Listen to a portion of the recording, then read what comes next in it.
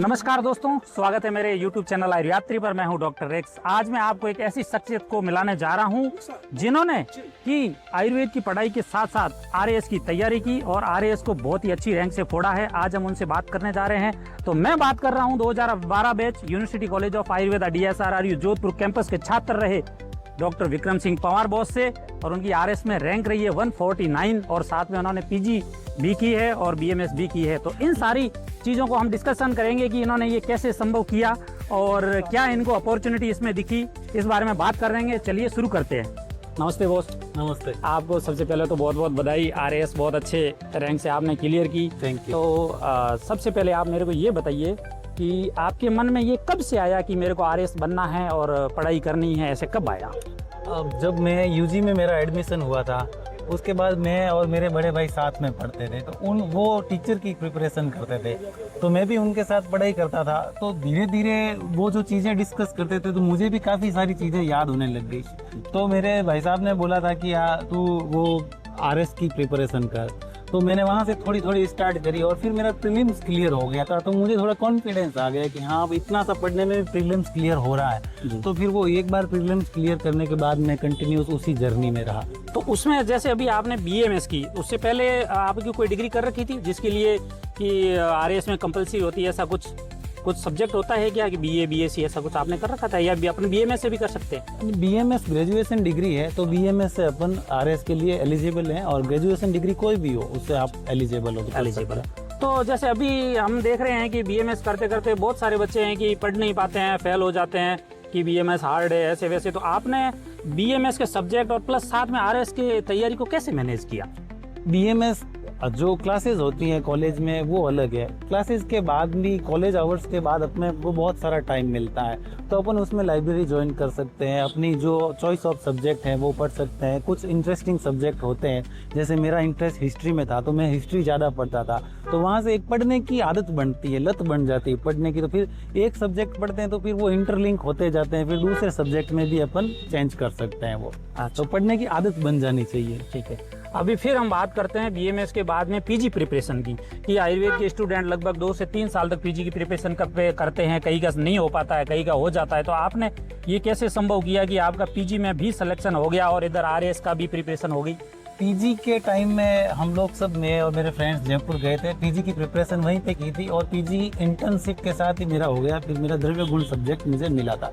तो उस time PG का थोड़ा एग्जाम टफ भी होता है, तो उस टाइम मैंने 4-6 महीने के लिए सिर्फ PG की ही प्रिपरेशन करी थी। PG में एडमिशन होने के बाद में फिर मैंने वापस सिविल सर्विसेज की प्रिपरेशन में लग तो गया। आपको PG करने के दौरान कोई प्रॉब्लम नहीं आई कि मेरे को PG का काम करना पड़ रहा है, थीसिस बनानी पड़ रही है, डिपार्टमेंट देखना पड़ रहा है और ये भी पढ़ना पड़ रहा है? जो अपने जो इंस्टीट्यूशनल जो काम थे, जो एकेडमिक्स के थे, वो तो करते ही थे।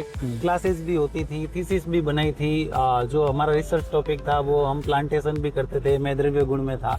लेकिन कॉलेज आवर्स के बाद में बहुत टाइम मिलता है, तो उनको हम यूटिलाइज कर सकते हैं। और कॉलेज में भी कभी कभार टाइम मिल जाता था, तो मैं तो अपने बैग में बुक रखता ही था, तो वहाँ पे भी पढ़ लेते थे डिपार्टमेंट में। PG के बाद आपने कितने टाइम तक प्रिपरेशन की? PG के बाद में मैंने 4 साल कंटिन्यू कंप्लीट फोकस इस पे ही रखा। अच्छा। क्योंकि फिर मैं 2 बार मेरा अटेम्प्ट अनसक्सेस भी रहा, फिर फाइनली ये मेरा सिलेक्शन। अच्छा। प्रीलिम्स आपकी कितनी बार क्लियर है? प्रीलिम्स मैंने 4 बार क्लियर किया। 4 बार क्लियर किया।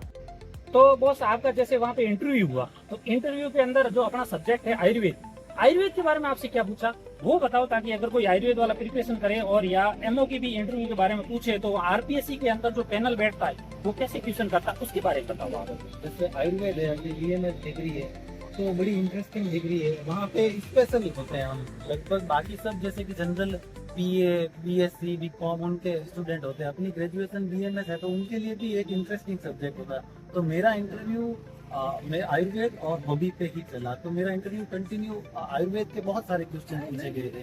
BMS के बारे में पूछा था, BMS में आप कौन सी सर्जरी करते हो उसके बारे में पूछा, वात पित्त कफ के कॉन्सेप्ट पूछे कि राजस्थान की ज्योग्राफी में वात पित्त कफ कहाँ पे सेट होता है, जो देश प्रकरण है अपने देश जांगल भूमि, आनुक भूमि, उनका कॉन्सेप्ट पूछा था। पंच महाभूत से रिलेटेड क्वेश्चन पूछे थे एक अतुल्य गोत्री अध्याय है शारीरिक स्थान में, उसके क्वेश्चन पूछे थे। तो आयुर्वेद का डिग्री है, और अगर कोई आयुर्वेद का कैंडिडेट है तो उसका इंटरव्यू लगभग आयुर्वेद पे ही चलता है, ये प्लस पॉइंट भी है। तो मेरे भी आयुर्वेद के लिए आयुर्वेद था, इसलिए मुझे इंटरव्यू में बहुत बेनिफिट रहा है। अच्छा, और आयुर्वेद से हटके भी सवाल पूछते हैं कुछ? आयुर्वेद से हटके जैसे हॉबी से सवाल हुए थे मेरे, तो मेरी हॉबी थी reading Indian and Greek mythology, तो ये भी उनको थोड़ा इंटरेस्टिंग लगा, तो वो भी प्लस पॉइंट ही रहा मेरे लिए।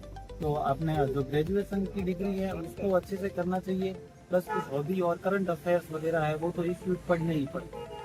आपका इंटरव्यू लगभग कितने टाइम तक चला? मेरा इंटरव्यू लगभग 35 से 40 मिनट के बीच चला। आपको बीच में झिझक वगैरह नहीं हुई कि डर लग रहा है? नहीं, कोई झिझक नहीं थी, क्योंकि कॉलेज में कम्युनिकेशन सीख जाते हैं, सीनियर जूनियर से बातें करते हैं, तो ये एक मतलब वो बहुत अच्छा बेनिफिट था वहाँ पे बात करने का। कर्नल केसी सिंह जी का बोर्ड था वो।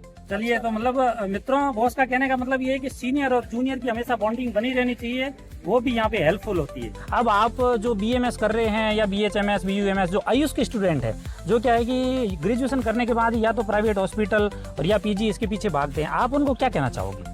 बीएमएस एक ग्रेजुएशन डिग्री है, तो ग्रेजुएशन के अकॉर्डिंग जो प्रोफेशनल डिग्री है ग्रेजुएशन, उसकी जैसे सिविल सर्विस के लिए ग्रेजुएशन डिग्री चाहिए, तो अपन सिविल सर्विस की प्रिपरेशन कर सकते हैं, इसमें कोई दिक्कत नहीं है, अलाउ है वो सारी चीज़ें।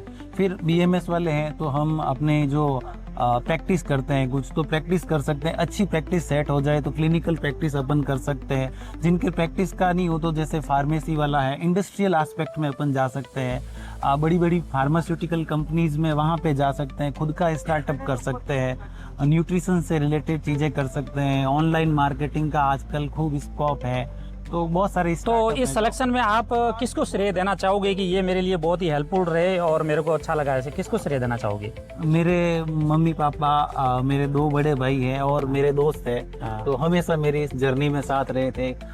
मैं आफ्टर पीजी कुछ अर्न भी नहीं कर रहा था, तो मेरे जो मम्मी पापा उन्होंने भी हेल्प की। मेरे दोस्त हैं इतने, वो बहुत अच्छे हैं, तो उन्होंने हमेशा मुझे फाइनेंशियली, इमोशनली जो भी सपोर्ट था हमेशा उन्होंने किया। कभी कभी हार भी जाते हैं कि सिलेक्शन नहीं होता, तो वो जो इमोशनल सपोर्ट था वो दोस्तों की तरफ से भरपूर रहा। अच्छा, तो आपके कहने का मतलब ये है कि अगर अपन ठान लें तो कुछ भी करना असंभव नहीं है। जो अपने मन में जो अपन ने अगर काम वो एक चीज़ डिसाइड कर ली है, तो फिर उसके पीछे अपने को ऑनेस्ट एफर्ट्स करने चाहिए, और ऑनेस्ट एफर्ट्स करेंगे तो वो चीज़ थोड़ी कभी कभार लेट मिलती है, लेकिन मिलती ज़रूर है।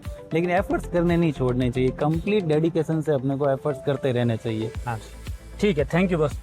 तो डॉक्टर विक्रम सिंह जी पवार मेरे सीनियर और डीएसआर जोधपुर के स्टूडेंट, इन्होंने अपनी जर्नी हमारे सामने थोड़ी सी डिस्कशन की। आप भी आयुष स्टूडेंट हैं और आप भी साइड में प्रिपरेशन करना चाहते हैं, कुछ करना चाहते हैं, तो दोस्तों असंभव कुछ भी नहीं है, हम सब कुछ कर सकते हैं, बस हमारी इच्छा शक्ति होनी चाहिए। इसलिए इस सभी चीज़ों को आप अगर कहें मैं नहीं कर पाऊंगा, इन चीज़ों को छोड़ के जिसमें आपकी लगन है उसमें लग जाइए। मिलते हैं अगली बार एक और नए अंदाज में। वीडियो अच्छा लगा हो तो चैनल सब्सक्राइब कर दो। मिलते हैं अगली वीडियो।